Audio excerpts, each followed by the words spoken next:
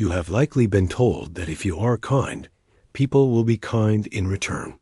You have been taught that if you forgive your family, the tension will dissolve and love will return to the home. But you are watching this because you have discovered a terrifying contradiction. The more you forgive, the more aggressive they become. The softer your heart grows, the sharper their words cut. You offer peace, and they treat it like weakness. You offer silence, and they interpret it as arrogance. You are confused. You ask yourself, am I doing something wrong? Is my heart not pure enough? Here is the dark truth that Ibn Arabi uncovers, a truth that most modern psychology misses entirely. If you possess a qalb salim, a sound, forgiving heart, you are not merely nice. You are a spiritual mirror. And when a relative, who is drowning in the darkness of their own nafs ego, looks at you, they do not see your kindness. They see a reflection of their own ugliness. And because they cannot destroy the ugliness within themselves, they try to destroy the mirror that reveals it. They target you not because you are bad, but because your light is burning their demons. By the end of this video, we will unravel this paradox. We will look at why the cycle breaker of the family is always the black sheep, and how to protect your soul without losing your station with God. This is not just advice. This is spiritual survival. Let us look at the reality of your situation. Do not turn away. Ibn Arabi teaches us that everything in the physical world is a manifestation of the spiritual world. When you sit at a family gathering, you are not just sitting among bodies and bloodlines. You are sitting in a field of energies. Picture the scene. It is a holiday dinner. The room is warm. The scent of tea and heavy food fills the air. On the surface, everyone is smiling, but you feel a coldness directed at you. You make a small achievement in your life, a new job, a moment of peace, a spiritual opening, and you share it. Watch their eyes. There is a microsecond of silence, a tightening of the jaw. Then, a backhanded compliment. Oh, you are lucky to have that, considering how much you struggled before. Or perhaps they bring up a past mistake you made 10 years ago, just to lower you back down to their level. Why does your forgiveness trigger them? Conventional wisdom says they are just toxic or traumatized, but the mystic sees deeper. Ibn Arabi suggests that the Nafs, the lower self, desires lordship. It wants to be the center of existence. When you hold a grudge, you are engaging with their Nafs. You are playing their game of I hurt you. You hurt me. You are on the same frequency. But here is what changes everything. When you forgive, you step out of the game. You vibrate at a frequency of ihsan, excellence. You stop feeding their trauma. To a toxic relative, this silence is not peace. It is an insult. It feels like you have ascended above them. Your forgiveness makes them feel small, not because you are arrogant, but because your state of being reminds them of what they have abandoned. Ibn Arabi warns that there is no animosity more dangerous than the one born from Hasad, envy. And realize this, strangers rarely envy you. True Hasad is a blood disease. It is the disease of the brothers of Yusuf, Joseph. We must reconsider the story of Prophet Yusuf. This is the archetype of your struggle. Yusuf did not harm his brothers. He did not insult them. He merely had a dream. He possessed a light, a destiny, a closeness to the divine. What was their reaction? Kill Joseph or cast him out to some other land. Notice the logic of the Nafs here.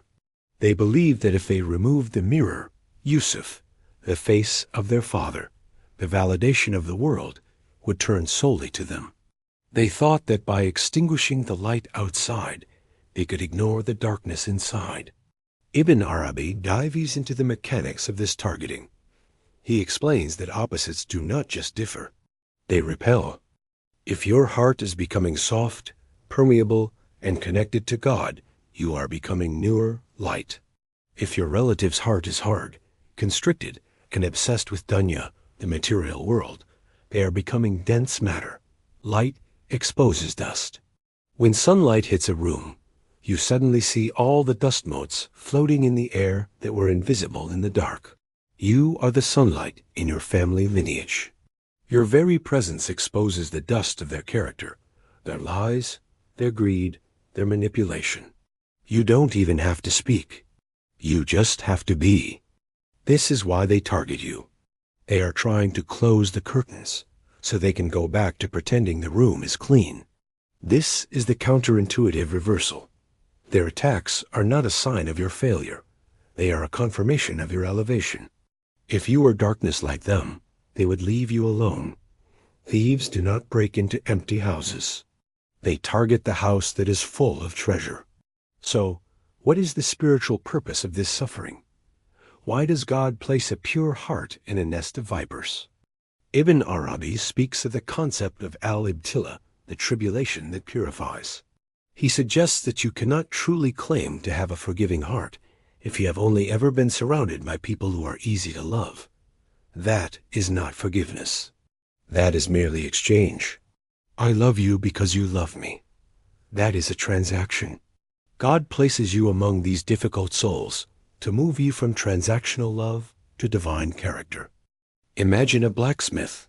He puts the iron into the fire, not to destroy it, but to soften it so it can be reshaped. These relatives are your fire. They are the heat that is burning away your reliance on human validation.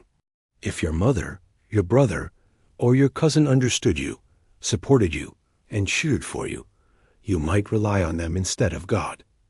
You might become attached to their praise. But when the door of family support is slammed in your face, you have no choice but to knock on the door of the divine. Ibn Arabi notes that the awliya, friends of God, are often strangers in their realms. This alienation forces a vertical connection. You stop looking horizontally to your kin for safety, and you start looking vertically to your Creator. You are being targeted because you are being trained.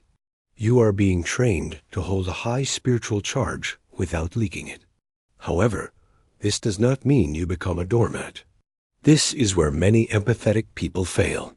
They confuse forgiveness with exposure.